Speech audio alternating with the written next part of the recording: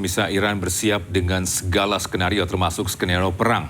Merespon konflik di Selat Hormuz yang makin panas, Iran melarang siapapun melintas Selat Hormuz termasuk kapal perang Amerika Serikat dalam operasi pembebasan Project Freedom.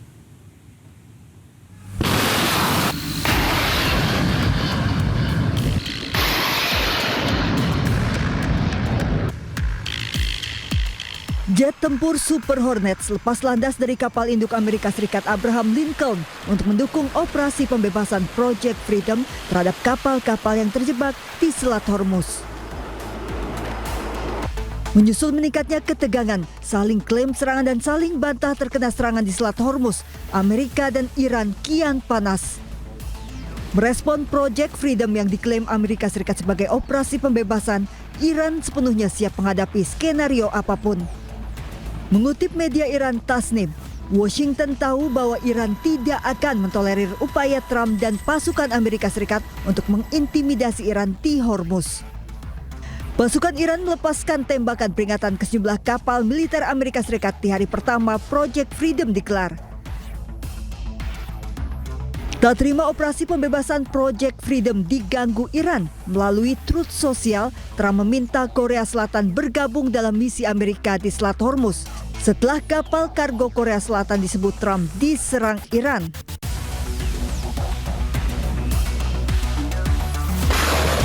Iran tidak mengizinkan kapal perang Amerika untuk melewati Selat Hormuz tanpa persetujuan militer Iran. Iran mengaku memiliki skenario-skenario lain yang siap dan akan bertindak jika diperlukan, termasuk skenario perang. Allahu Akbar! Allahu Akbar!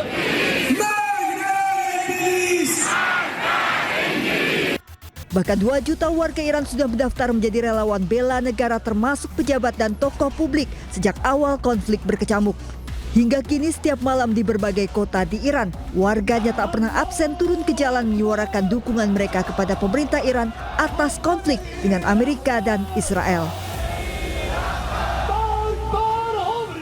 Pemirsa, Iran bersiap dengan segala skenario termasuk skenario perang. Merespon konflik di Selat Hormuz yang makin panas, rakyat Iran sangat mendukung pemerintah untuk berjuang khususnya dalam mempertahankan Selat Hormuz. Selama 10 bulan, Amerika menyerang banyak rakyat Iran yang meninggal dunia akibat perang.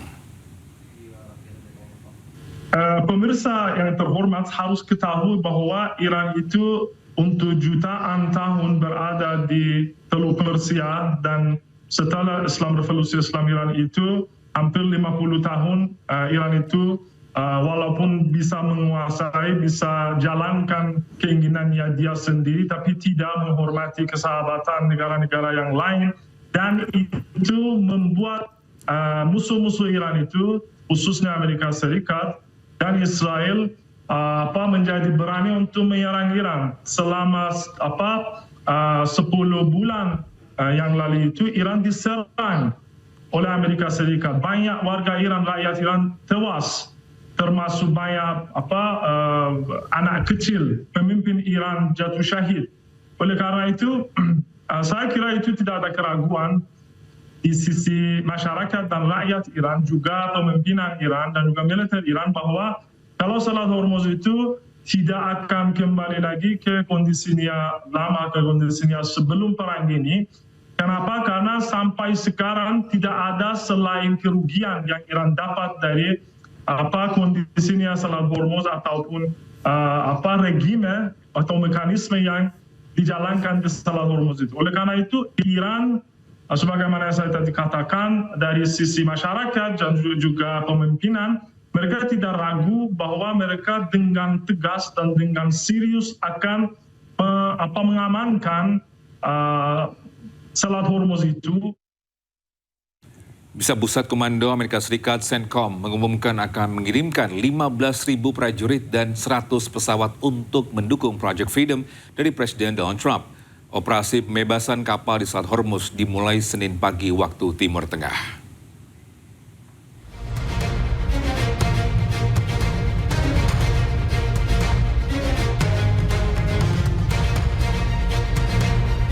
Senin pagi Amerika Serikat memulai operasi pembebasan kapal-kapal yang terjebak di Selat Hormuz. Untuk mendukung operasi pembebasan ini, Pusat Komando Amerika Serikat mengumumkan akan mengirimkan 15.000 prajurit, kapal perusak rudal, 100 pesawat berbasis darat dan udara, multi-platform tak berawak seperti drone, kendaraan darat militer, dan kapal selam tak berawak. 15.000 prajurit ini akan menambah kekuatan baru Amerika Serikat di perairan Timur Tengah. Operasi pembebasan dipimpin Presiden Amerika Serikat Donald Trump. Melalui akun media sosialnya di Truth Social, Trump mengaku diminta banyak negara untuk membantu membebaskan kapal-kapal mereka yang terjebak di Hormuz.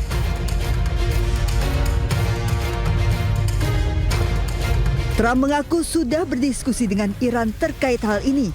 Operasi pembebasan dimulai Senin pagi waktu Timur Tengah. Trump menilai kapal-kapal di bawah perusahaan dan negara-negara tersebut tidak terlibat konflik dan harus dibebaskan segera. Terlebih banyak dari mereka yang sudah kekurangan makanan. Namun Trump juga mengancam jika operasi pembebasan yang menurut Trump merupakan operasi kemanusiaan ini menerima gangguan, ia tak segan akan menangani gangguan dengan cara tegas. Namun Komandan Pusat Amerika Serikat Brad Cooper melalui rilis Pusat Komando AS juga mengingatkan Amerika akan tetap mempertahankan blokadenya di Selat Hormuz. Sementara Iran hingga saat ini belum juga mengizinkan blokade Hormuz dibuka. Bisa Presiden Amerika Serikat Donald Trump klaim Iran sudah kalah dan seharusnya mereka mengibarkan bendera putih. Dan Trump juga menyayangkan Presiden Amerika Serikat sebelumnya yang memilih untuk membantu Iran dengan mengirimkan uang kepada mereka. It had been done by Obama. He went the other way. He was giving them cash. He sent plane loads of Boeing 757, took the seats out and put green cash, 1.7 billion in the plane. Every bank in Virginia, D.C., and Maryland was stripped of their cash.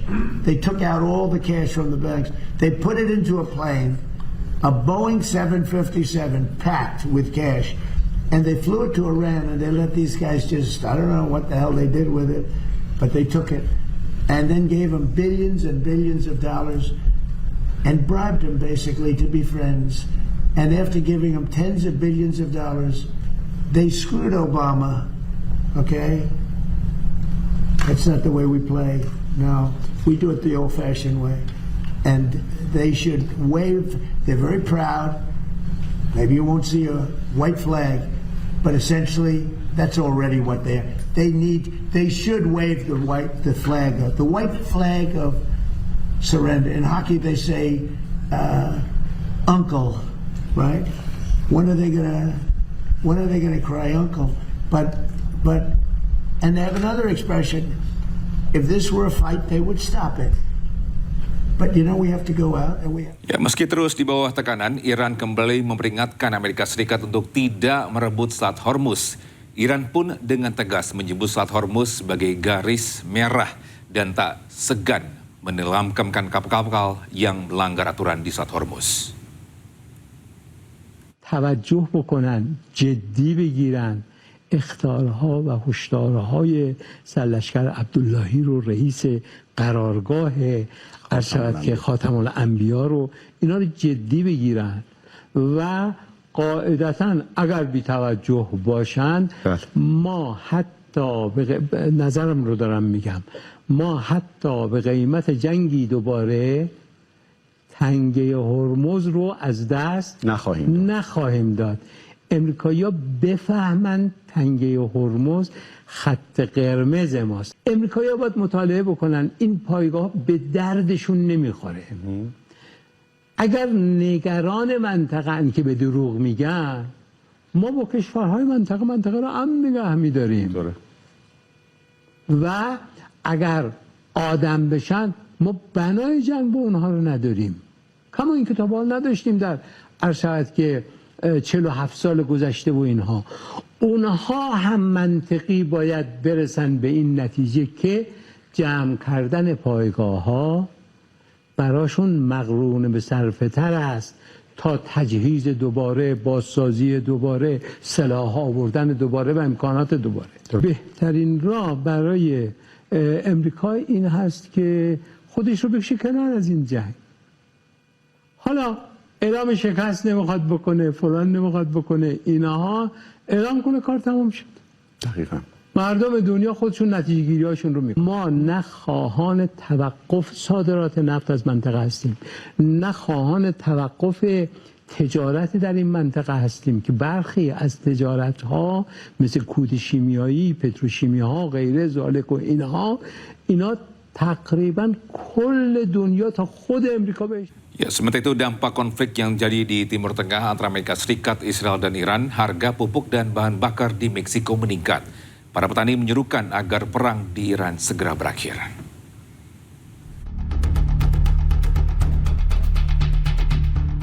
Para petani Meksiko menyerukan diakhirinya perang di Iran setelah melaporkan kenaikan setidaknya 30% pada harga pupuk untuk produksi biji-bijian yang memperburuk situasi di sektor pertanian negara tersebut.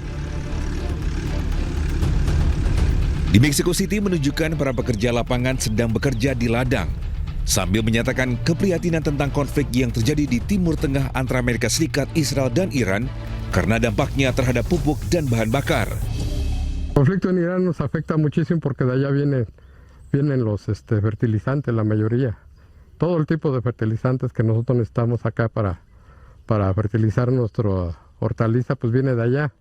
Y pues por ende lo del petróleo también es un problema muy fuerte. Por eso el incremento en las gasolinas y principalmente a nosotros en el diésel. Sementara itu, Alvaro Lopez Rios, pemimpin Serikat Pekerja Pertanian Nasional, mengaitkan sebagai krisis tersebut dengan keputusan ekonomi yang dibuat pada tahun 1990-an ketika perusahaan negara Fertimex dibubarkan. Menurutnya, kebijakan memprioritaskan impor daripada produksi lokal melemahkan kemampuan negara untuk memastikan pasokan pupuk. De tal manera que fertilizantes caros, combustibles caros, han hecho un factor que seguramente es el tiro de gracia para el desastre agrícola de México y que México continúe la ruta de tener récord Guinness en importación de granos básicos, oleaginosas y alimentos. Lo estamos padeciendo a nivel de México, lo están padeciendo los americanos, la sociedad americana, lo están padeciendo todo el mundo y seguramente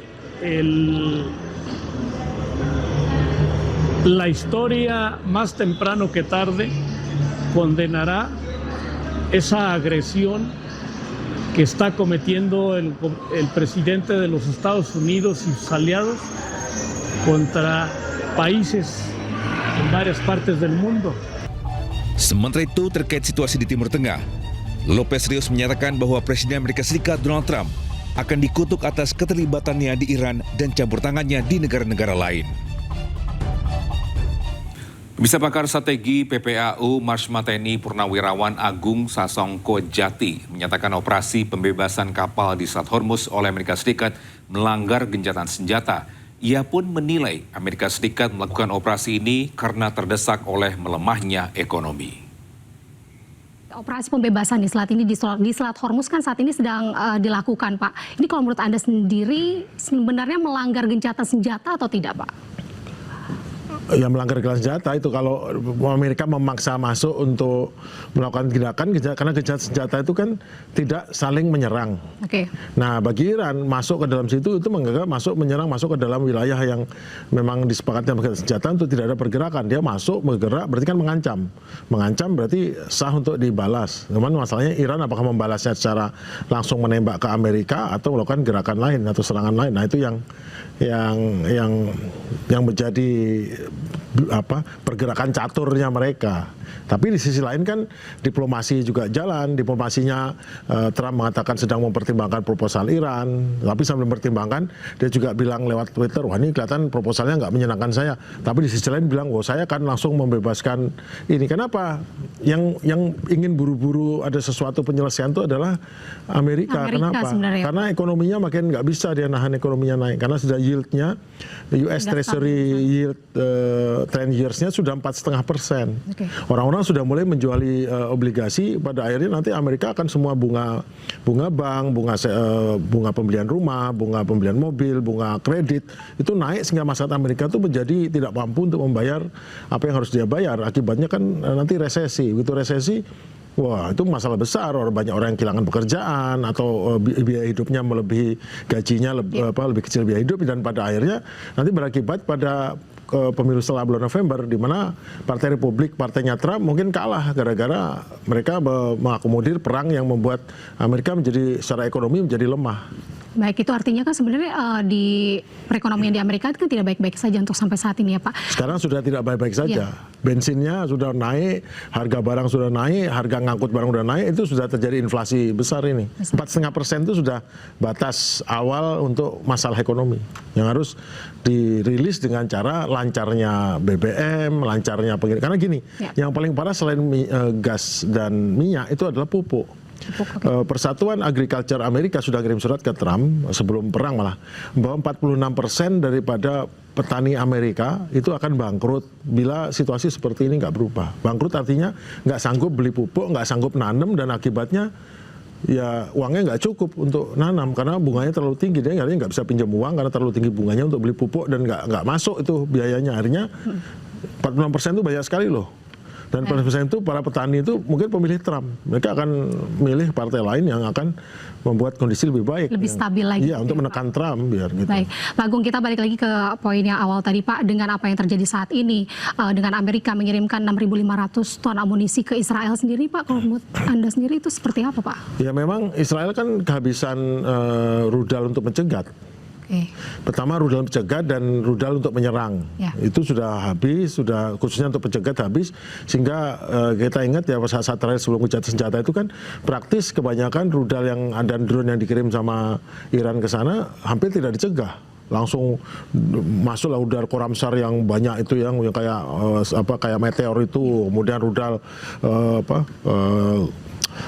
hipersonik yang dengan cepatnya menghantam itu praktis sudah tidak ditangkis karena sudah habis itu. Oke, nih terakhir Pak Agung, kalau dengan yang kondisi saat ini Pak Agung, apakah kira-kira Iran sikapnya ini akan murka atau tidak dengan tindakan yang Amerika lakukan sendiri terhadap pembebasan Selat Hormuz itu Pak?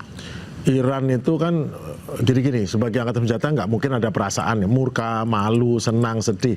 Tapi menunjukkan ketidaksukaan atau tidak suka atau tidak cocok dengan keputusan Amerika pasti, karena ini merugikan dia kan, merugikan, melanggar kedaulatannya, melanggar posisinya, dan mencoba menantang melanggar gencatan senjata, sehingga Iran harus mengambil tindakan terhadap tindakan pelanggaran ini. Jadi kalau perasaan mungkin nggak ada ya, sama juga Amerika ya nggak punya malu, Iran juga nggak punya malu, nggak punya rasa kesel, marah, itu nggak ada. Tetapi dia harus membalas ini karena itu adalah pelanggaran daripada kesepakatan ataupun situasi yang ditentukan oleh aturan, bahwa kalau gencatan senjata seperti ini ya itu dilanggar, maka pelanggaran itu ada sanksinya. Dan memang di dunia ini tidak ada yang memberikan sanksi kecuali pihak yang dirugikan bisa memberi sanksi. Dan Iran pada posisi sekarang meskipun dia lebih lemah dari Amerika secara militer, tetapi dia mampu memiliki penggetar, dia punya daya deterrent atau daya tangkal, daya penggentar ke Amerika. Nah inilah istimewanya Iran, meskipun dia secara umum dia kalah teknologi dan ini, tetapi kemampuan penggentarnya dengan rudal dan drone-nya itu sudah berhasil membuat Amerika tidak berani untuk maju di dalam Selat Hormuz. Bisa Breaking News akan kembali usai jeda, tetaplah bersama kami.